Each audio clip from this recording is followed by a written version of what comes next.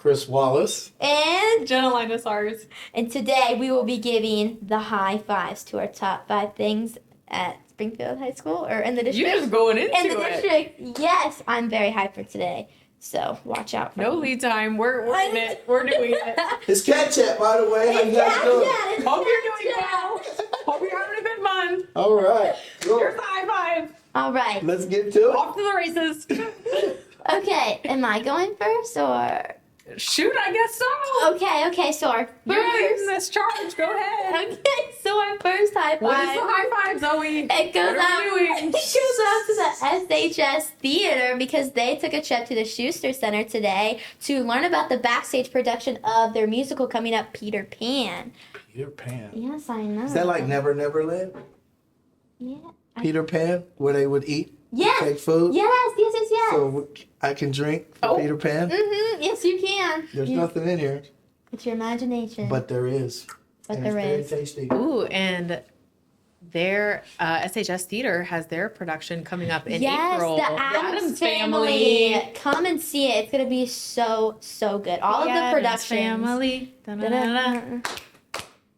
Oh, yeah. Oh, Oh, wait. Zoe didn't do it. I did it on Zoe didn't beat. do it, Chris. She didn't. You started off on a roll. I Like, know. Boo. I'm All right. sorry. High Well, five to let's the give a theater. high five to Yes, high SHS five. Theater. Awesome field trip. Love that. Awesome. Looks like they had a good time. Mm-hmm. All right. Well, our second high five is who? I want to give a high five to all the winter sports for completing a great season. Especially a specific shout out to our boys middle school 8th grade who won their middle school championship this year. Yeah. So great job, and looking forward to a bright future for boys basketball and as well as the other winter sports. You guys did great. It's a grueling season. A lot of people don't know the commitment that you make as a student athlete to do these things. So shout out to you guys and a high five for winter sports. High five. Winter's a grind, man. Yeah. Mm-hmm. It is a long season. Yeah.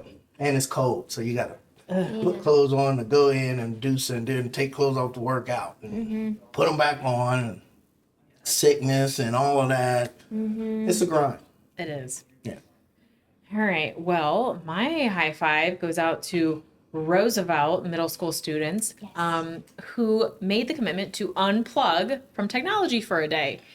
They've done this for several years now, but they took their unplug dedication over to the State Theater and made like an extra field trip out of it, showcasing like some mental health resources. So I thought that was a really cool idea. Yeah. I think we could probably all afford to do that every once in a while. I don't know about y'all, but like I don't appreciate Apple, that little screen report that it sends me every Sunday when it's like you've spent this many hours on your phone. Letting you know. I don't like that. I don't like it I don't need either. to know that much about myself. Don't tell me the truth, because I can't handle it. I literally can't. So high five, Roosevelt.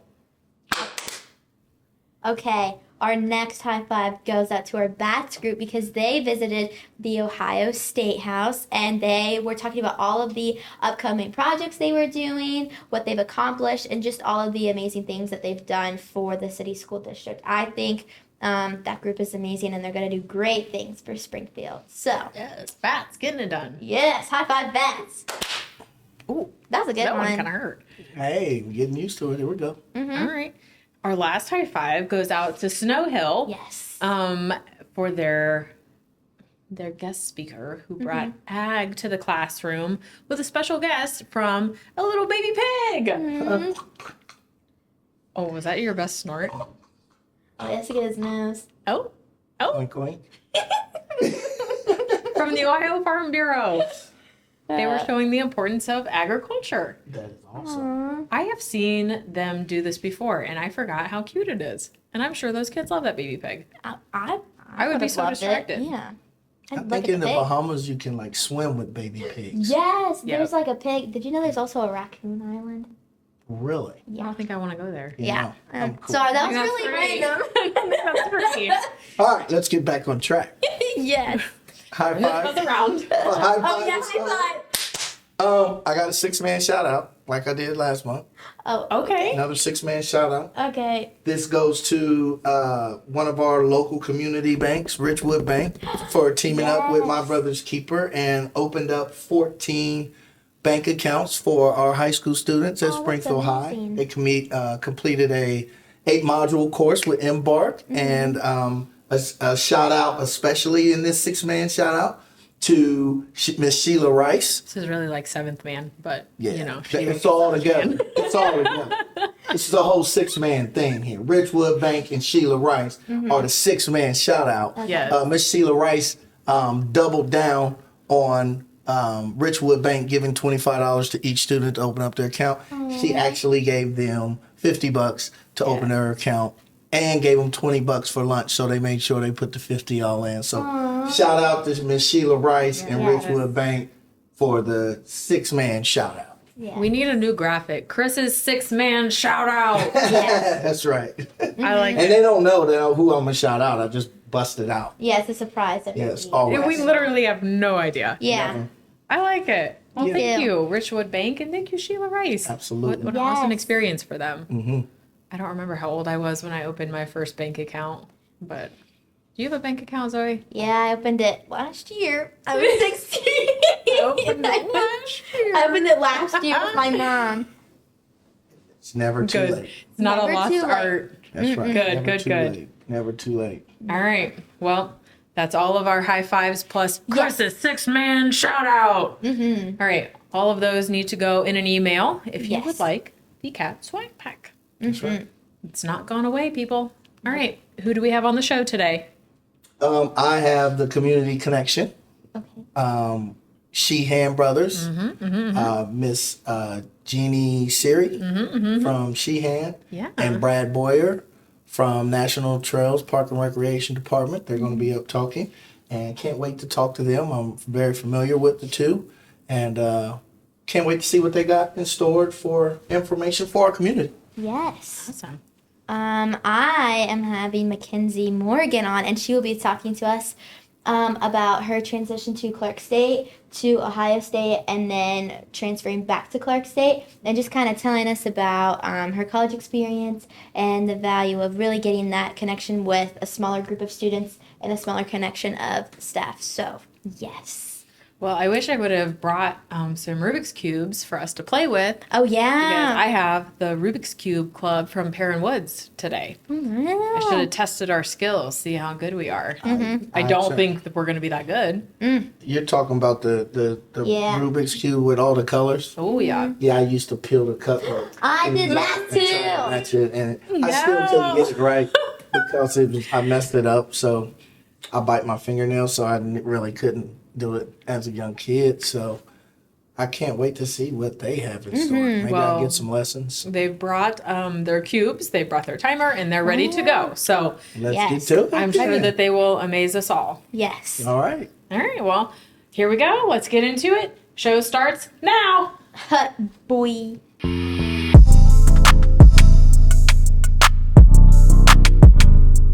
Hi, everybody. Welcome back to Cat Chat. On this episode of Cat Den Happenings, I am here with the Perrin Woods Rubik's Cube Club. Thank you so much for coming on. Why don't you guys go ahead and introduce yourself? I'm Carlos and I'm a 6th grader. Awesome. I'm Chris Lay. I'm a 3rd grader, 8. Okay. I'm Mr. Newell. I am the club coordinator. Awesome. And I was so excited when I learned about this club because as I told you guys, I think it's so different and I think it is so unique. And just watching you guys before we came on here practice your skills, I thought it was incredible. So why don't you guys tell me why you wanted to join this club, Carlos? What was interesting about Rubik's Cube Club to you? Trying to solve it Had you done any Rubik's Cubes before? before joining the club. Yeah. Yeah. You had? Yeah, but I never managed to solve it though. Okay. And so tell me a little bit about what you guys do every day. What do you guys do when you go to Rubik's Cube Club? We have papers to that tell you certain ways to solve it. Mhm. I did it real quick. Mhm. I have to wait on Mr. Newell so I could do the 3x3. Mhm. But I'm finished with the 2x2 now. And you are going so fast at your 2x2. How fast are you solving those now? Um,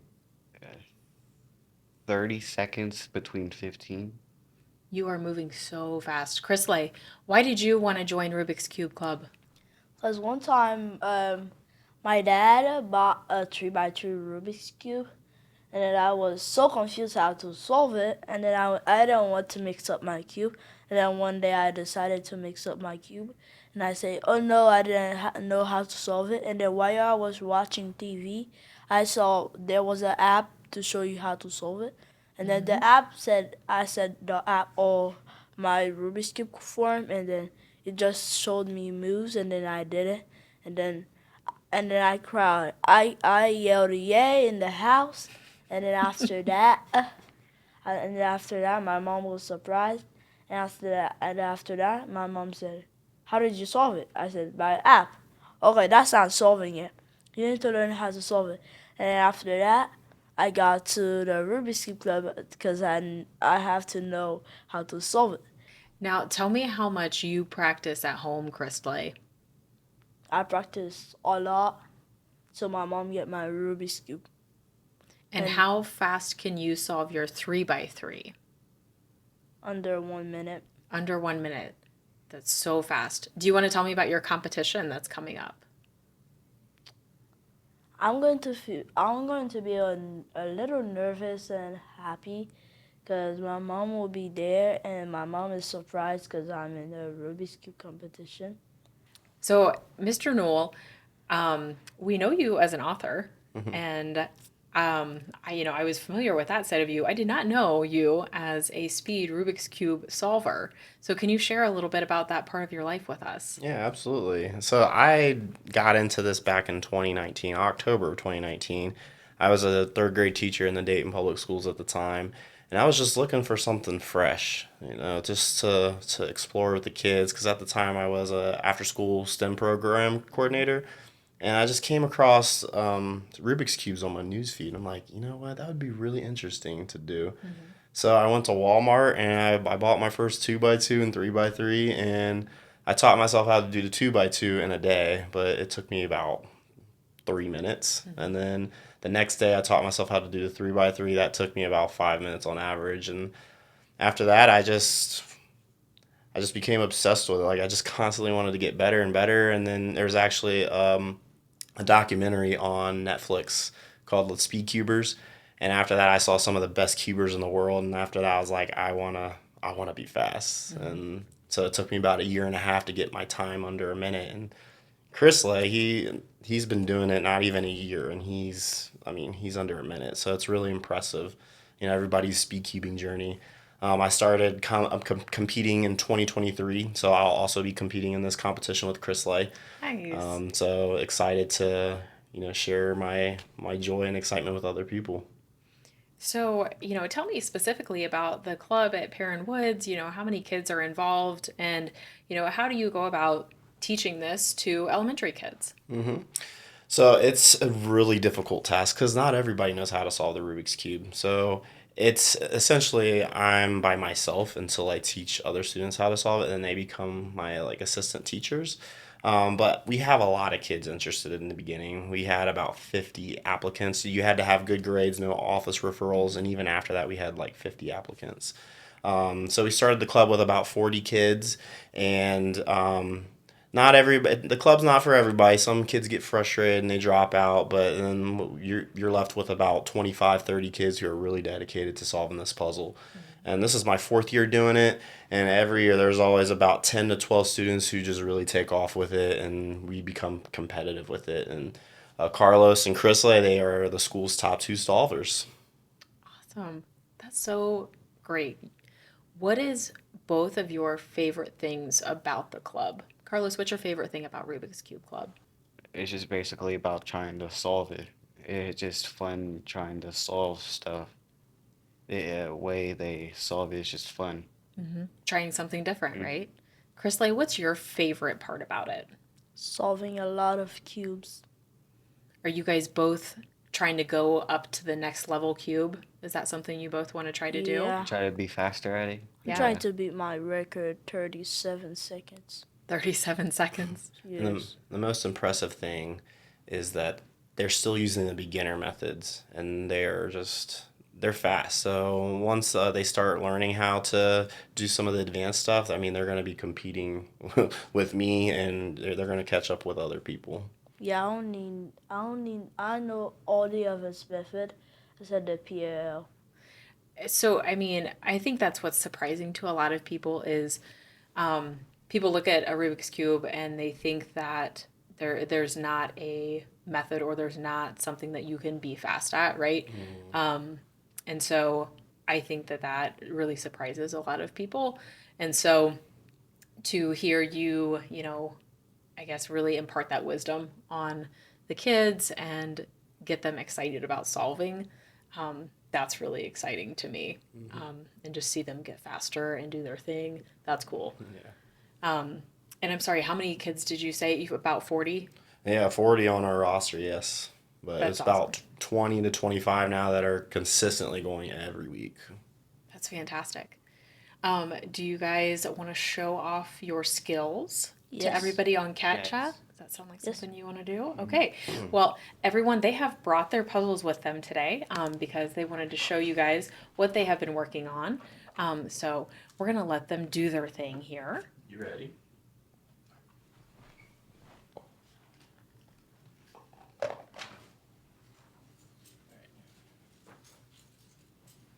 And Carlos has got his 2x2 cube.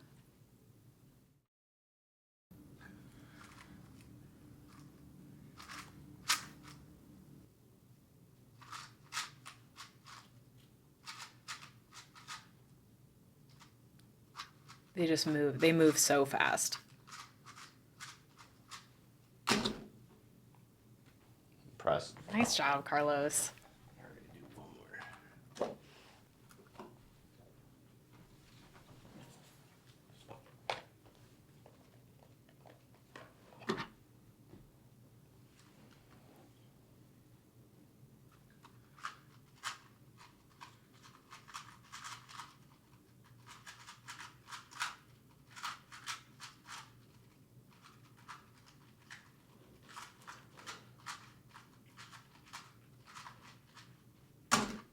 Nice. Good job. So I have to ask, when you kind of take a second to look at the cube before you get started, what are you looking for? Seeing how close the colors are together to see how to get it to where I want it to go. Okay, so you're looking for something very specific. You're looking for a specific pattern and how far off that is from what you're looking for. Okay. Just trying to get inside the mindset here. It's so interesting to watch it work. All right. Chris Lay, are you ready? Yes. All right, let's get it, buddy. Chris Lay has his 3x3 cube.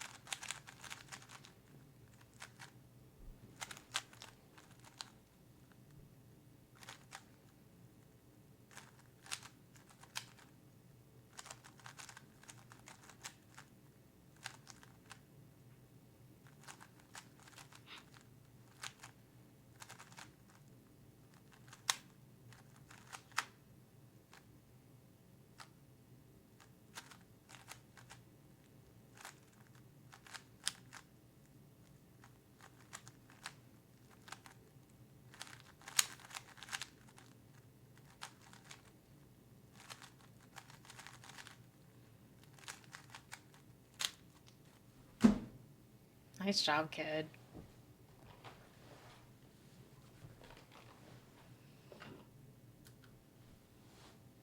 Ready.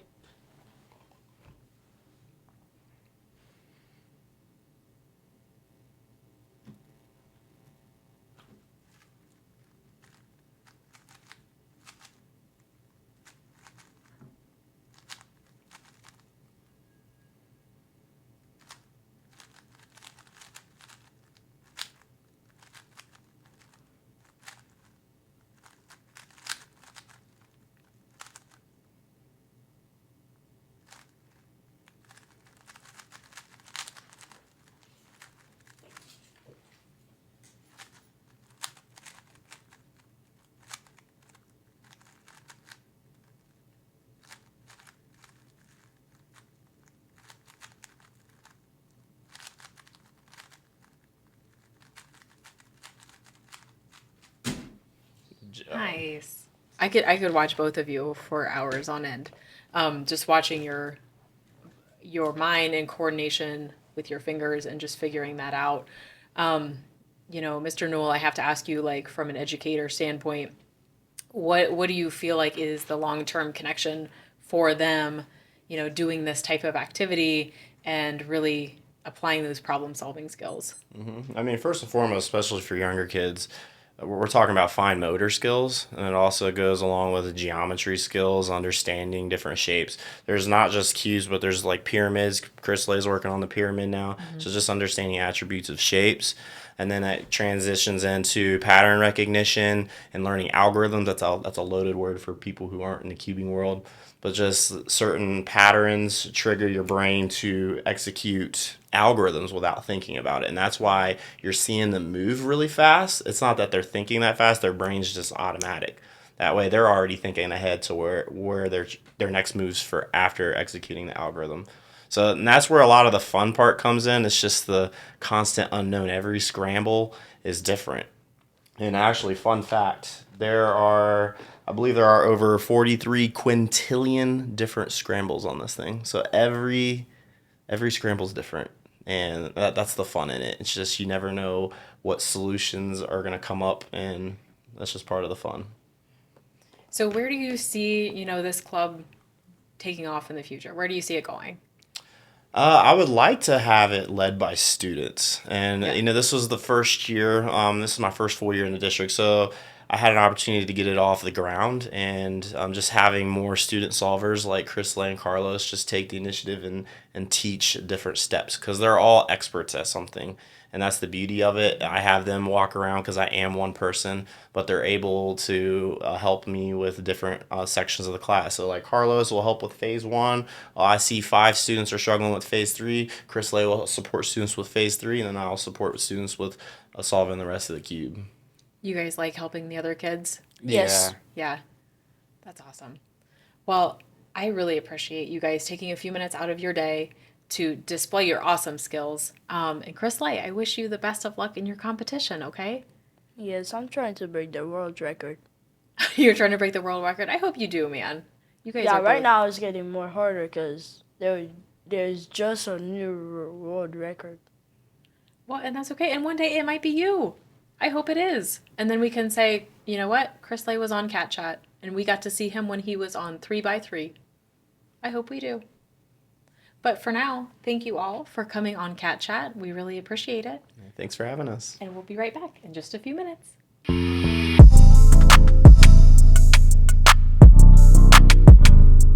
All right, welcome back, Wildcats. We are here today with Makenzie Morgan, our featured alumni from Springfield High School. So tell us a little bit about yourself.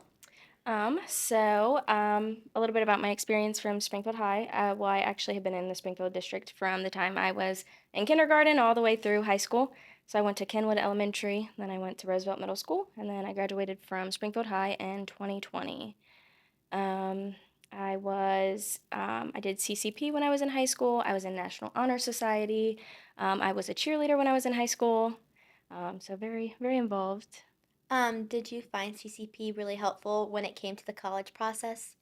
I did. At first, it was a little hard. They were, switching through advisors. But I think it definitely prepared me for the college experience a little bit earlier because you get exposed to that. I think it was in 8th grade when you apply, and I got to start meeting with advisors before I was even in high school, and that actually prompted me to start taking some summer classes to get some of my high school credits out of the way prior. So like my senior year of high school, I had no actual classes at Springfield High. I only did Clark State classes. Oh, wow, that's great. And then where did you attend after Springfield High School? So I did, so 2020 was the pandemic. Yes. So that made my choice of going to Clark State very easy. So I went to Clark State for 2 years. I graduated with an Associates of Science. My original plan was to transfer to Ohio State. At first, I was thinking about doing physical therapy. Once I got to Ohio State, that changed very quickly. I started working at Nationwide Children's Okay. in Columbus, and through that job, I kind of got to see all the different departments in the hospital, and I kind of fell in love with how the lab at the hospital was. And then through that, I started looking up, how can I get into this job? What do I need to get into this job? Through my research, I kept seeing like ASCP certifications. And I realized that that was not the path that I was on at all at the time. And I was looking up the cost of it and how long it would take, and that Clark State actually had a program for it. Um, my experience at Ohio State was not a bad one. However, I quickly realized that a big school like that was not for me. My classes were very large. I didn't get like the face-to-face time with like the professors that I personally would have needed. It's a lot of, you have a lot of responsibility put on you to make sure you're going to your classes. There's no one there telling you, you need to be at your class at this time. The professors, half of the time, don't even know who you are. So, it's a lot of responsibility on you to make sure that you're keeping track of everything. And sometimes when you can't meet with professors, it's really hard to keep track and stay like, study wise. A lot of my office hours fell within other classes or times that I had to work. So I really couldn't go to office hours that much.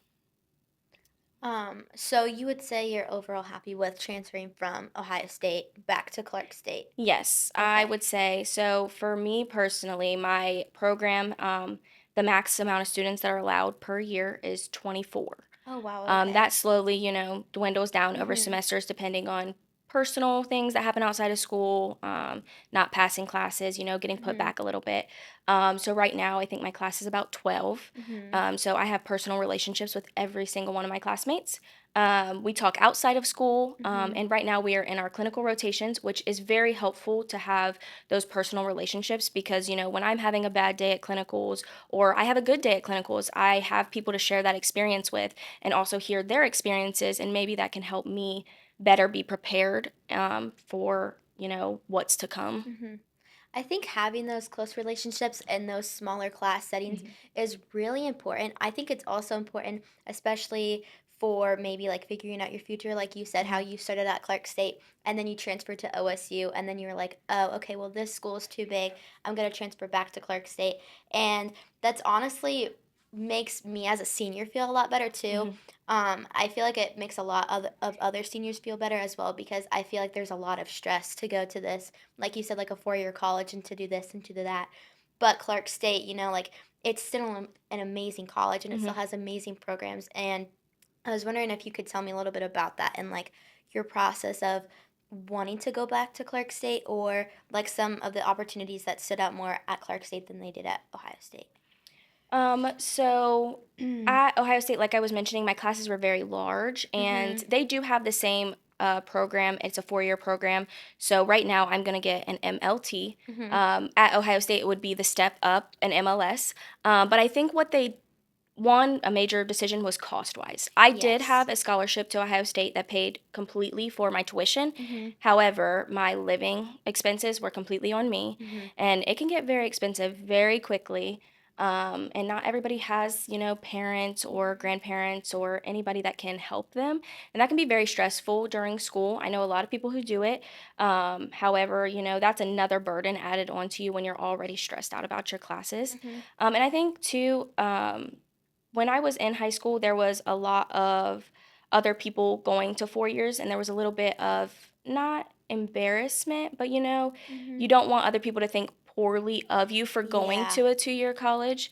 Um, but I will definitely say I wish I would have found MLT straight out of high school. I think, too, if you are not very set on exactly what you want to do, Mhm. it's very nice to start out at a 2 year college because you can take classes in all different areas. Mhm. It's cheaper. And you get the exposure to kind of be like, okay, this is for me or this Mhm. isn't for me. And you're Mhm. not wasting money on a class maybe that, you realize this is not at all what I want to do.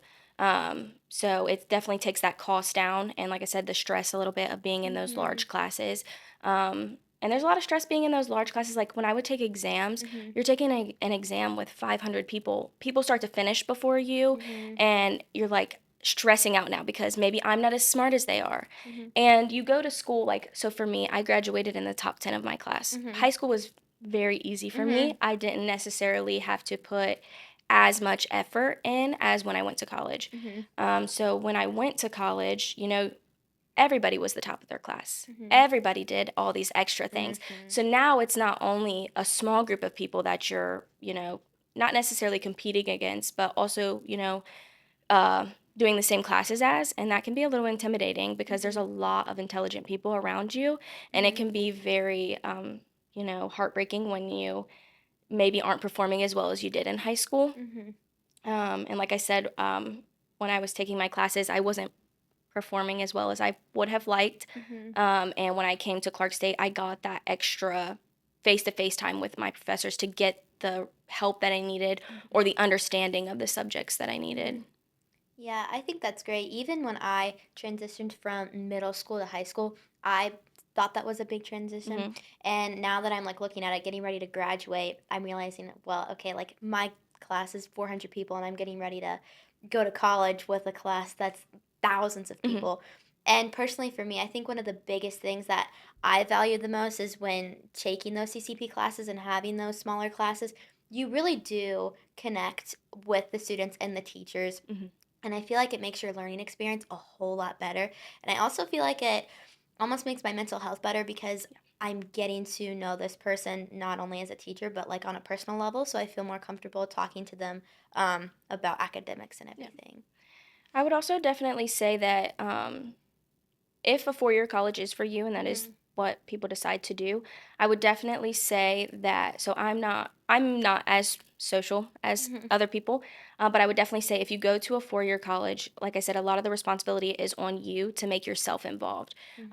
Most four-year colleges, especially Ohio State, they offer so many programs, so many groups that you could get involved with. And I would definitely say put yourself out there and get involved because having a group of people around you to also support you is very, very important. Because like you were saying, mental health, there's a lot of college students who struggle with mental health being by themselves because too, you're going off to a college and you're not, most people are used to living with their families and now you're away from your family as well. So that's added stress. So I definitely would say mental health is a big focus in college, and making sure that you are putting yourself out there, having people to talk to, lean on, and just definitely get involved because that also makes your college experience better than cooping yourself up. Wow. No, that was great advice. I think that helped me a lot, and I think when this pushes out to everybody, I think your advice is going to help so many seniors, especially with making a decision. And I feel like a lot of seniors feel like once they make a decision for college, that decision is final. And I feel like that's another reason why there's so much pressure on us. But I mean, you really showed me that like it's okay if I were to go back to Clark State or if I were to transition to a different college because everybody has a different experience. And maybe going to a smaller college for me might be the choice because like you said, you grew better relationships with your students and your teachers, and that's personally the top of my list when I go to a college. So I found that really helpful, and I'm sure so many other people are going to find that helpful as well. So are you graduating this year or did you... Yes, I will graduate in May. Okay, and what are your future plans? So as of right now, I am doing my clinical rotation through OSU. So even though I went back to Clark State, there is still that opportunity to work at Ohio State. Okay. So once I graduate, I'm hoping to get a job at Ohio State. And another thing about, I know a lot of healthcare jobs that many people don't know is that you can do a lot of 2+2 programs, which is where you get a 2-year degree. You start to work for whatever, hospital, healthcare facility that you are planning on going to, so like Ohio State, and they will actually pay for your next 2 years of school. So that is what I am planning on doing. So hopefully, if I get a job at Ohio State, they will, support me and help. Because a lot of those healthcare places, they do want to support you. There's always a need, and so they will help. I know when I was at Children's, they also had a similar program where if you already had a 2-year degree, they would support you on your other 2 years to move up and get that next level of education. So that is definitely what I plan on doing. Now, plans change, as we all know. So that may be different in the future. I may just enjoy working in the position that I'm in, but also the program that I'm in, it has so many different pathways. It is a really great starting point for many different careers. I know many people who are in my program who decided to do my program first and then head to med school. There's pathology. There's so many different directions that you can go with the degree that I'm getting.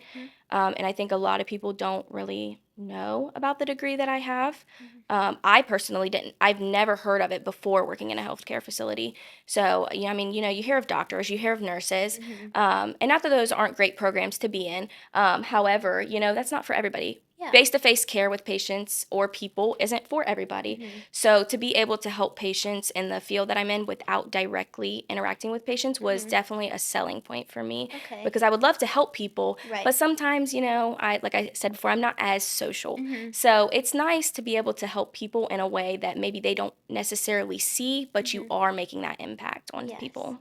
Wow, that's amazing. I hope you end up getting that job at Ohio State. Well, That thank sounds so you. exciting and amazing. Yeah, I'm really looking forward to it. So, can you tell us a little bit about MLT and what it stands for? Yeah. So MLT is a medical laboratory technology. Okay. So basically, when you go to the doctor and you get lab work done, you get your blood drawn, Okay. or there's many different departments, but essentially, when you get your blood drawn, we are the ones who test it. A lot of lab Okay. people like to joke that we're your doctor's doctor. So we're the ones who give your doctor the results of your lab work. And that basically tells the doctor how to treat you. Okay. Because without those lab results, the doctor essentially I mean, they can go off of symptoms, but you really can't diagnose without those results. And there are so many different departments.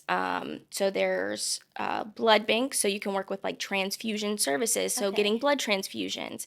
There's chemistry, so like your electrolytes and your normal lab work things. There is microbiology, so like learning about the bacteria when you have bacterial infections or different things like that. They are the ones who tell your doctor what bacteria it is. So that gives them the idea of maybe we should use this antibiotic or this medication instead of another one. And then we also learn how to draw blood. We also test urine, which is not the best, not everybody enjoys it. It can be, a little off-putting to some people. However, like I said, doing that really helps patients. About more than half of a patient's chart is just lab results. Oh, wow. So it is a big part of patient care. And we can't really be wrong. I mean, there is times that, everybody's human. There are errors. But in certain fields, if you're wrong, you can really have a poor impact on the patient. So it's very important that, we understand the testing, we understand resulting, we understand, how this is going to affect the patient. So there's many aspects that we have to know to help better, help the patients. So yeah, it's a very good program. Like I said, I think a lot of people think of nursing, and that's the direct care of the patient. So it's more of behind the scenes, helping patients. Yeah. Wow, that's really interesting. I did not know what that stood for until Yeah. today, but you sound so passionate about it, and I'm sure you're going to do amazing I things when you am. graduate. Well, thank you. Like I said, I mean, most people don't hear about the little programs, and it's not just MLT. There's also other programs. So our program, our advisors were really helpful, and they also had us partner with some of the other programs to see what each program does. Because in hospital settings, you get so stuck in your own department that there's all these other departments that work together. It's a team, and you don't even realize it. So like there's the program where they learn to do ultrasounds. There's radiology, so you can learn to do x-rays. Things that people kind of know about, of getting them, but you don't think like, oh, this is a job that I can do. And a lot of times they're just 2-year programs, and even if you want to go on and further your education, that is something you can do.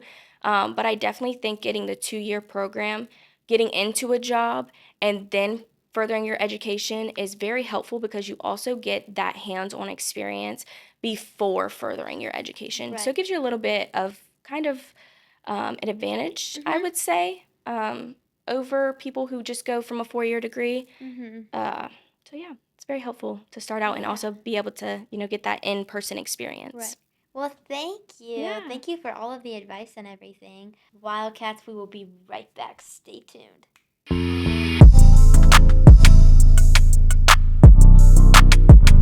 Welcome back, Cats.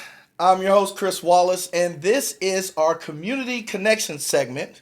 And today for this segment, I have Miss Jeannie Siri from Sheehan Brothers and Mr. Brad Boyers from National Trails Park and Recreation Department. I like saying it all, Everybody, I always mess up. Well, I'm impressed you got it right. NTPRD? Yeah, most people get it wrong, but it's good. So See? you got it right. Got it right. So, hey, welcome to both of you. Glad to see you here.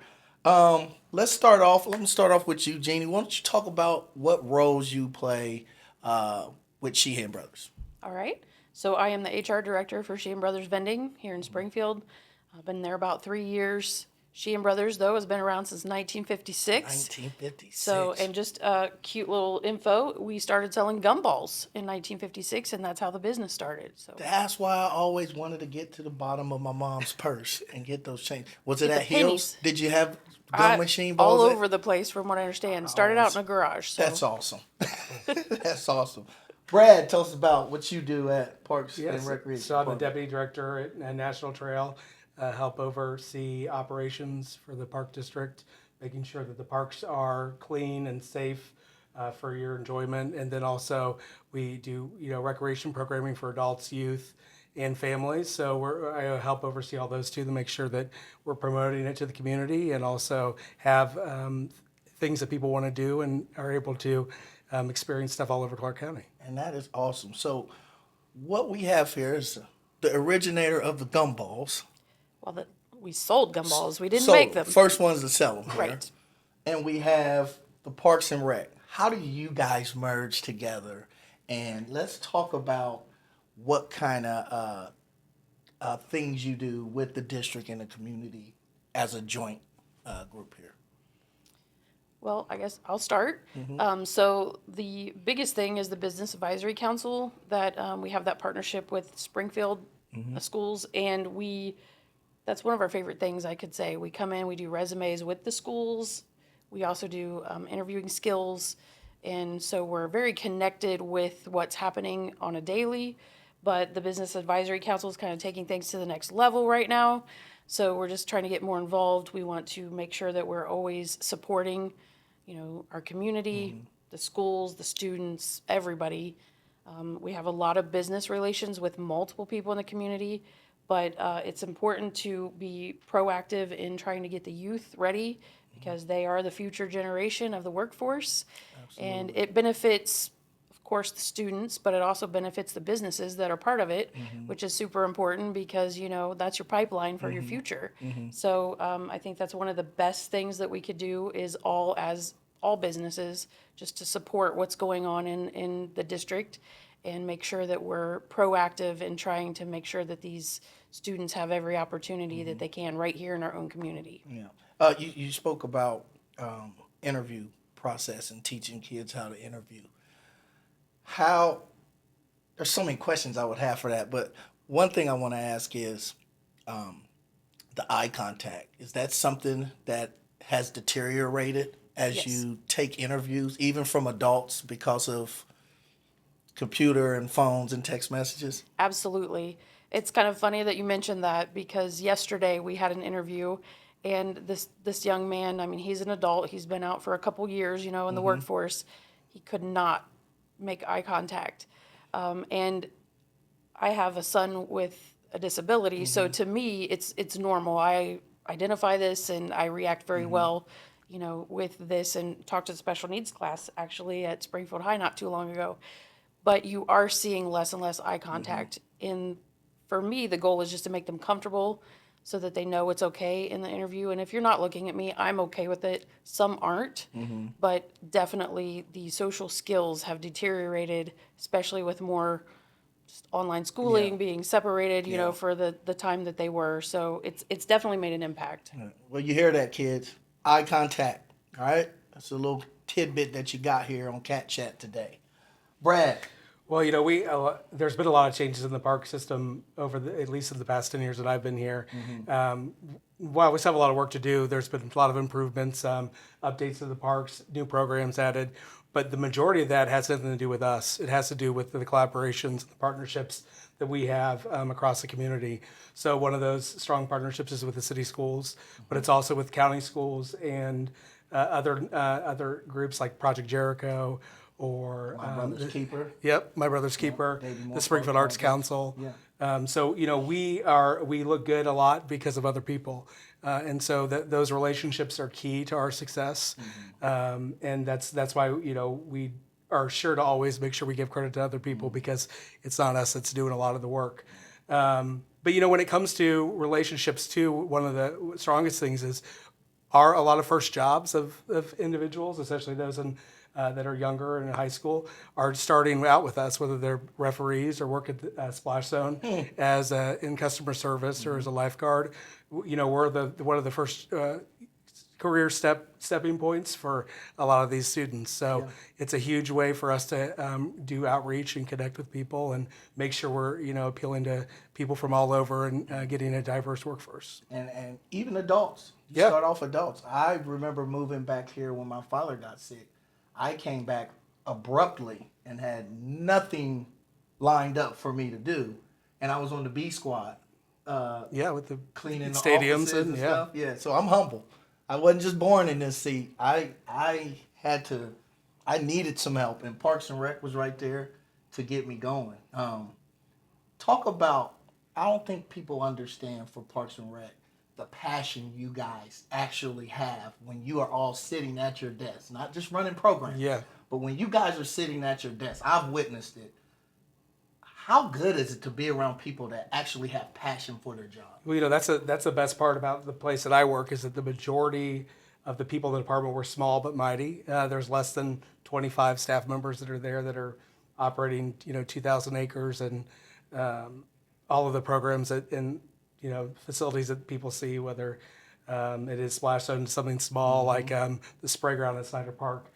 The reason we do it is, even though we have limited resources, the people that are there care about the community, where they're going over and above every day, giving more hours than they're getting paid for to make sure that we're providing quality programming and spaces for people. So all those people are there because they want to be, not because it's just a job to them. And that's how I think we've built a really good team, is that there's, it's members of the, not all originally from here, but have moved here and have that passion for connecting with people and making sure that people have opportunities. And, we have a really good team. Good, that's awesome. And like I said, I just needed the community to really know that, you got some real concrete organizations that are in our community willing to help. And speaking of reaching out to our community, April 22nd, something's going on April 22nd, right? What's going on? Super exciting. We're having the career fair at Okay. Springfield High. Woohoo! We're going to be hanging That out. is the place to be on April 22nd. April 22nd. Yes. The career fair. Yes. All right, now is this for adults or students here? What do we got going on here? This is for students. Yep. Okay. This is the 7th annual career fair. Okay. I am blessed to say that I've been part of all of them and seen them kind of morph and grow. And I'm still seeing students now that come in and apply that I saw back then that were in high school, or whether I was for resume writing or internship. So another crucial piece, I think, of being part of this and continuing to stay part of this as our business. And luckily I'm blessed that our ownership supports all of this and is very community driven. So yes, all students are invited to come to the career fair. No adults, right? Or I don't just believe. Yeah, I don't It is not for adults, students Okay. only. All right. Not for adults, but adults, reach out if you need some help. Yeah, That's because right, we have we openings. have positions, so you Reach out. Yeah. But April 22nd, for you young ones who are looking for employment, this is where you want to be. You'll be. Yeah. So we'll have Bill? representatives there too, and we don't always have. I know a lot of people are looking for their full-time step in the career, especially those seniors that are graduating. While we do have a few positions that could possibly be of interest to them, the majority of our positions are part-time or seasonal. So it's not always an appeal to every student, but it's a good way for us to connect with them and tell them who we are and what we do. So that way that they're looking to us when they are maybe ready to take the next step to investing more and looking for that full-time position, that, you know, there are occasionally opportunities that we're offering that they could look to us for. So it's just another way to get our name out there and what, you know, what we do and offer. And even though the positions we do have, you know, we're able to recruit for some of the specialty stuff, you know, with the lifeguards and stuff like that. So. Awesome. So how can someone reach you online right now? If they're watching and say, hey, I want to know a little more, how can they reach you? Yeah, so you can go to ntprd.org or clarkcountyparks.org. Both of those will take you to our website, and we have a place for employment on that page that will show you all the open positions along with the application. And then you can also email us on there, and the email comes directly to me, and I can make sure that we get you to the person you need to talk to, or also the information that you're requesting. So. And how about Sheehan Brothers? How if they want to find some information right away? So SheehanBrothersVending.com is our website. JSeery, and that's JSEERY at SheehanVending.com. You can email me directly if you're interested. There's openings posted. You can also see us on Indeed. We do have openings posted on there as well. And you can stop in. So if you don't have a computer or you need another way to fill out something, we still have paper applications.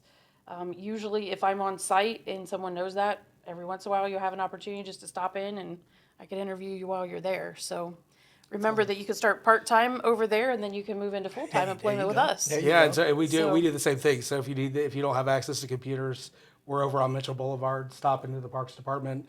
And we have all of the job postings available that people can see and printed out, and also the applications too. So. Awesome. Well, Brad, thank you very much for coming on. Jeannie, thank you as well. April 22nd, they will be in the building. You have the information to get online right now. Very informative chat with you guys, and we'll be right back on Cat Chat.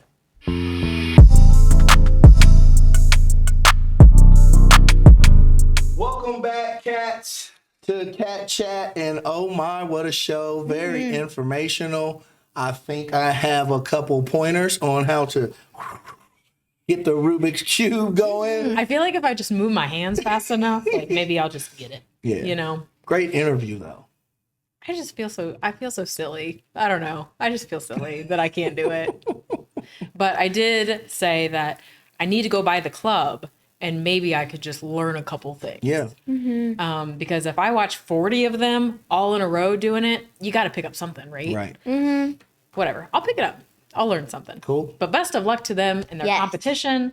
They're going to kill it. Speaking of picking up, hopefully we have some high school students that might be able to pick up a job on April 22nd. Yeah. At the job fair. Of course, Sheehan Brothers and Miss Jeannie Seery will be there. And Mr. Brad Boyer from National Trails Park and Recreation gave a lot of information, even for adults that was watching. You have some information right now. They might be logging on right now trying to see for something for employment. And they didn't know that was my first job moving back. When my father got sick, I had to abruptly move back to Ohio from Florida and didn't have any means of employment at the time.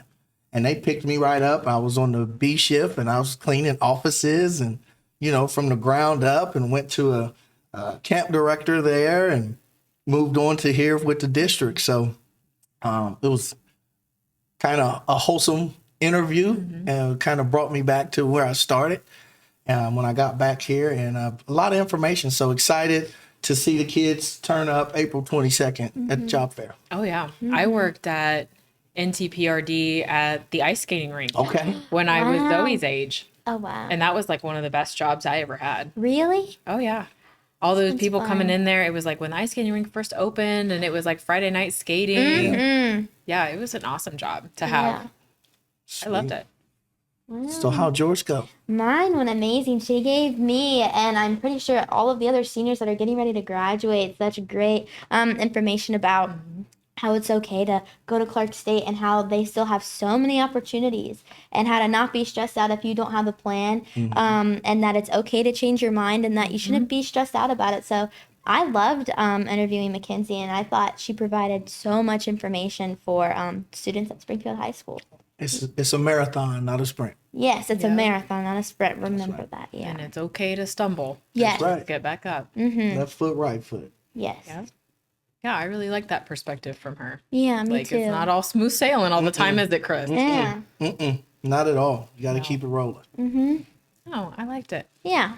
All right. Well, spring has sprung outside, everyone. Yes, it has. We're getting closer to the end of the school year. Spring again. Everybody knows it's spring again. Oh, All right. now hold on just a second because we have to, before we leave, hold on, just remind me now. Because before we get off of this episode, another shout out to Doug Stahl at the high school who says we can't sing no more. What? Mm-hmm. We're not allowed to sing? Uh-huh. Excuse me, Dougie Fresh. Excuse me? We're going to sing. It's spring again. He said, y'all need to quit singing on Cat Chat. And ever since then, I was like, I think about every episode, someone has broken out in a song. Yeah, we got to do it. That's what we do. If it flows naturally, what can you do? Come on, DJ Fresh. Record us. You of all people should know. Yeah, use us when you do the football game, man, and put us on there. Right? So Football. Wildcats. Football. Yep, there you go. Take that bit, Fresh. All right. Well, hey, great show, guys. Yes. Again. Want to do it again? Yeah. see you next month, same All time, right. same place. Yeah. Same cat time, same cat place.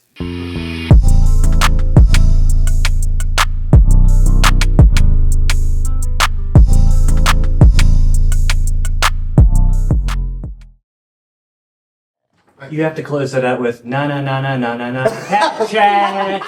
No, we can do that for a reel. That's the real. I was waiting for it. Same cat time.